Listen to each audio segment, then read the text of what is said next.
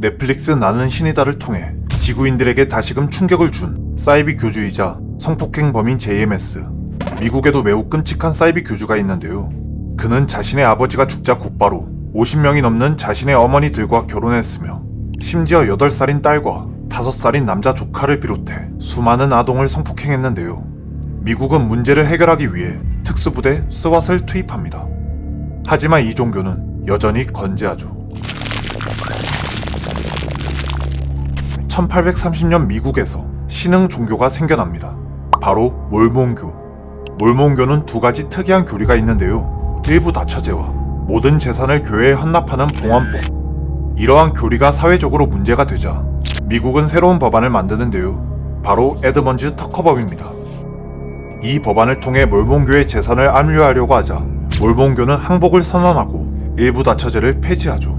하지만 교단의 이러한 행동에 반발을 갖고 일부 다처제를 허용하는 몰몬교 분파들이 생겨나는데요. 애리조나주 콜로라도 시티와 유타주 힐데일에 모여 사는 쇼트크리크 커뮤니티도 몰몬교에서 파문당한 분파였죠. 미국 정부는 계속해서 일부 다처제를 허용하는 이들을 가만두지 않았는데요. 1953년 애리조나주는 이곳에 군대를 보내 400명이 넘는 교인들을 체포합니다.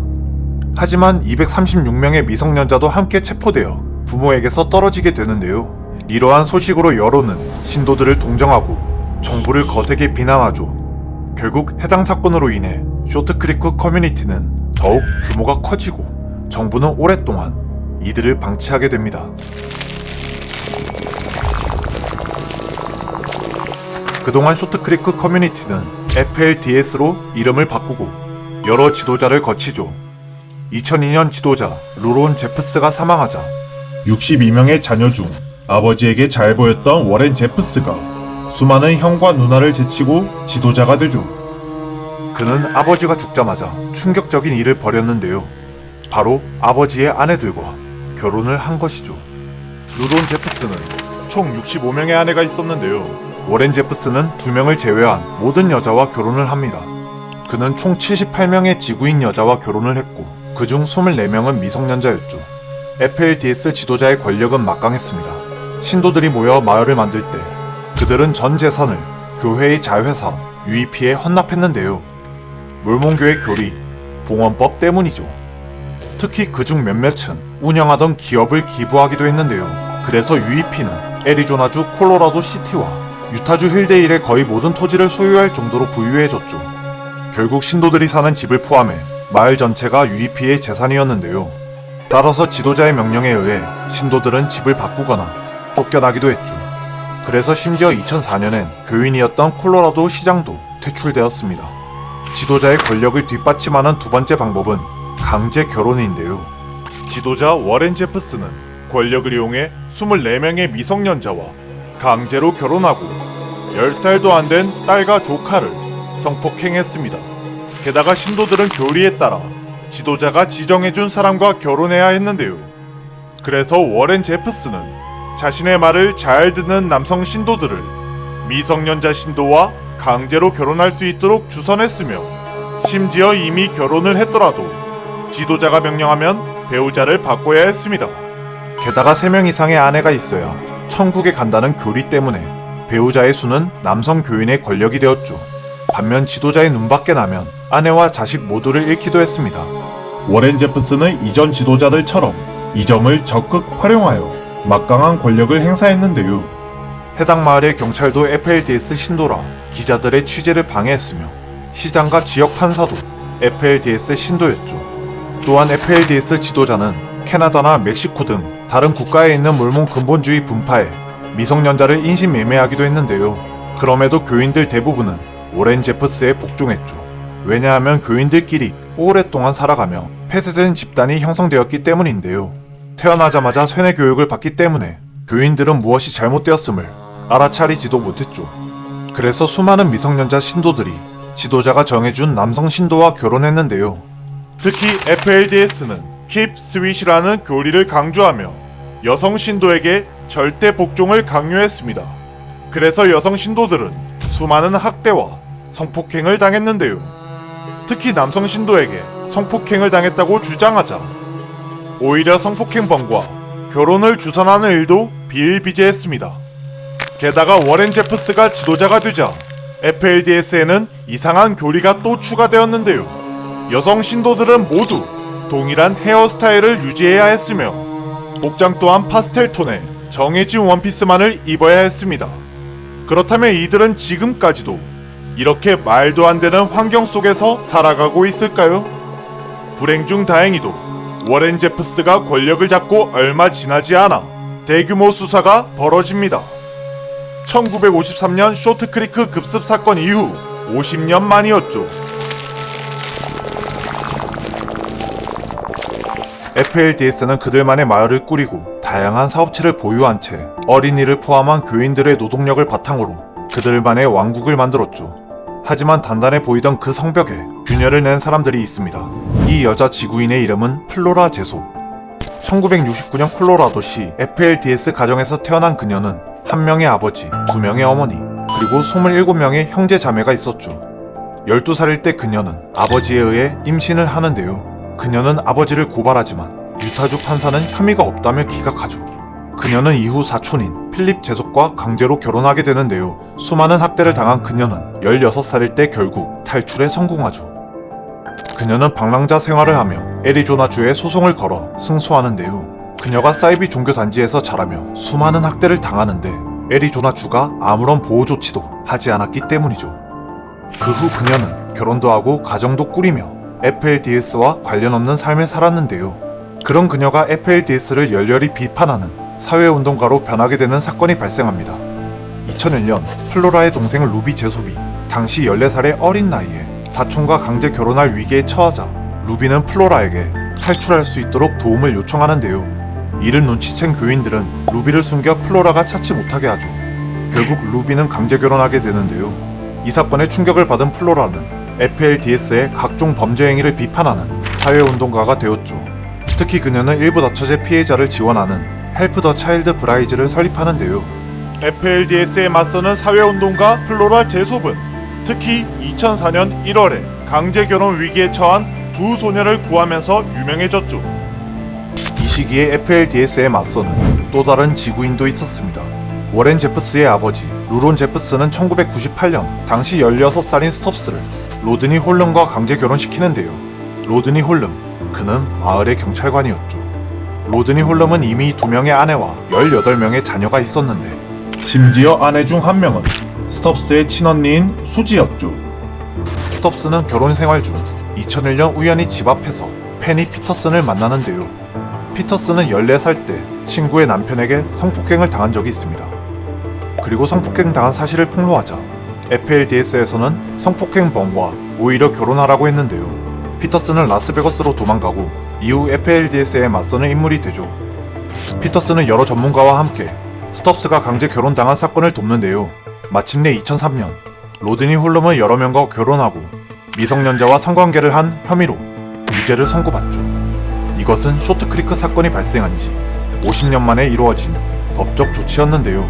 일부 다처제, 미성년자 강제결혼, 근친상간, 이러한 자극적인 키워드에 언론들은 연이어 대서특필하고 사람들도 관심을 크게 가졌죠. 로드니 홀름 판결 이후 좋지 않은 여론의 위기감을 느낀 FLDS는 텍사스에 새로운 마을을 만들었는데요.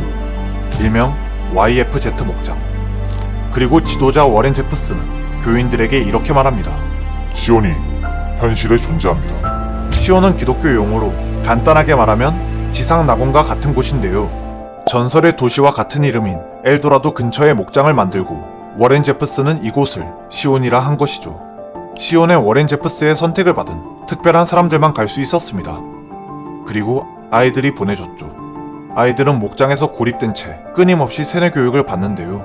엘도라도 주민들은 이곳이 미성년자 강제결혼 사건으로 언론에 나온 FLDS의 마을이 아닐까 걱정하죠. 그래서 2004년 플로라 제소백에 제보하는데요. 플로라는 조사 끝에 이 목장이 FLDS의 새로운 마을이라고 기자회견을 하죠. 독특한 복장, 비밀스러운 담장, 이질감을 주는 거대한 성지, 그리고 무엇보다 FLDS의 세력 확장에 대한 불안감 때문에 목장을 둘러싼 긴장감이 고조되죠. 그 와중에 마침내 미국 정부가 공권력을 행사할 명분들이 생겨나는데요. 바로 로드니 홀름의 판결 이후 워렌 제프스나 FLDS와 관련된 고소가 이어진 거죠. 2004년 워렌 제프스의 조카 브렌트 제프스는 자신이 5살 때 워렌 제프스가 일상적으로 성폭행을 했다고 고발했는데요. 심지어 브렌트가 이 사실을 가족에게 밝혔을 때 안타깝게도 남자 형제 2명도 같은 일이 있었다고 고백했습니다. 그중 맏형 클레인 제프스는 비밀을 공유한 후 스스로 목숨을 끊죠. 마을에서 강제로 쫓겨난 사람들도 고소를 했는데요. 일부 자초대 특성상 결혼하지 못하는 남자가 많았기에 FLDS 내부에서는 각종 트집을 잡으며 남자들을 꾸준히 퇴출시켰죠. 그 추정치는 약 10,000명인데요. 특히 권력이 적은 10대 소년들이 주로 퇴출당했는데 일반적인 교육을 받지 못해 독립 능력이 떨어졌죠. 그래서 이들은 길 잃은 소년들이라고 불리며 사회 문제로 부상하게 되는데요. 이런 상황에 워렌 제프스는 2004년 말부터 잠적하기 시작하죠. FBI 추적을 수년간 따돌리며 워렌 제프스는 각종 호화 생활을 누립니다. 워렌의 도피 생활을 위해서 교인들은 매주 돈을 내는데요. 경찰의 추적을 따돌리기 위해 통조림에 돈을 넣어 전달하기도 했죠. 2006년 4월 FBI는 워렌을 최고 수배 지명자 탑10에 포함시키는데요. 수많은 노래 끝에 결국 같은 해 8월 고속도로에서 워렌과 일당들을 검거하죠.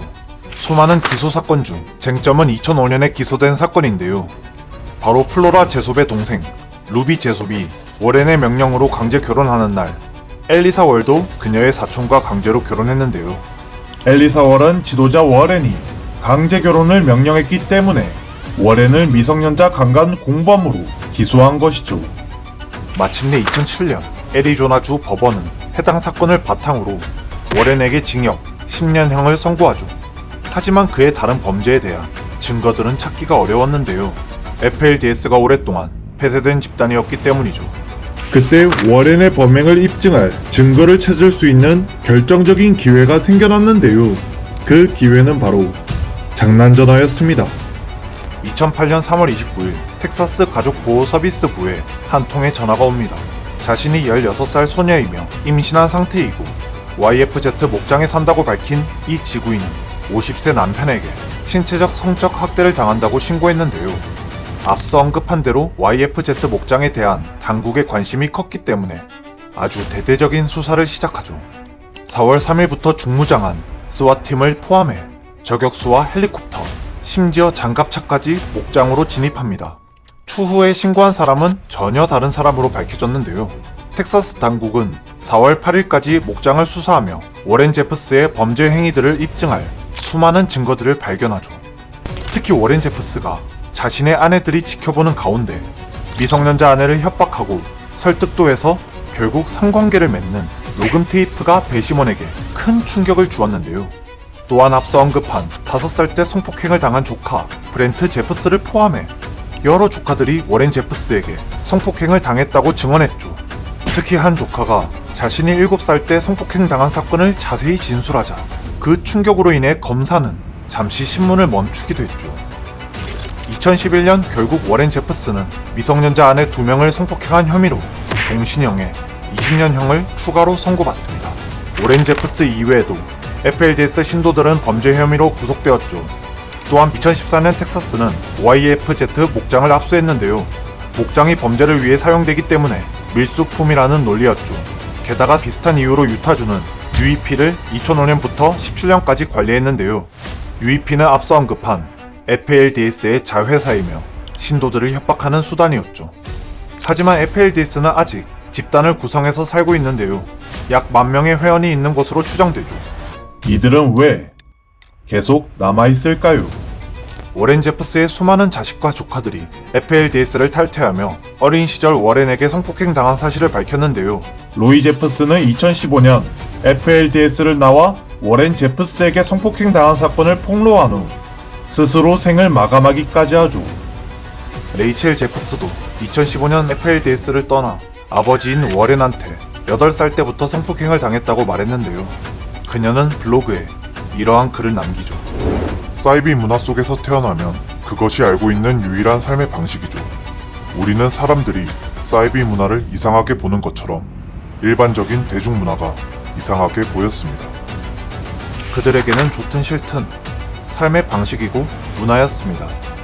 그리고 범죄임을 알게 되어도 그들이 고발해야 할 상대는 부모, 형제자매, 친척, 친구, 살면서 관계를 형성한 지인들이었던 것이죠. 그렇기 때문에 신도들에게 있어 FLDS를 떠난다는 것은 어쩌면 자신이 알고 있던 세상 모든 것을 부수어야 하는 아주 힘든 결정으로 볼 수 있겠죠. 한편 중국에서는 믿기만 해도 잡혀가고 심지어 중국 공산당에 의해 장기까지 적출되는 사이비 종교가 있었는데요. 중국 지구인들 사이에선 과연 어떤 일이 있었던 걸까요?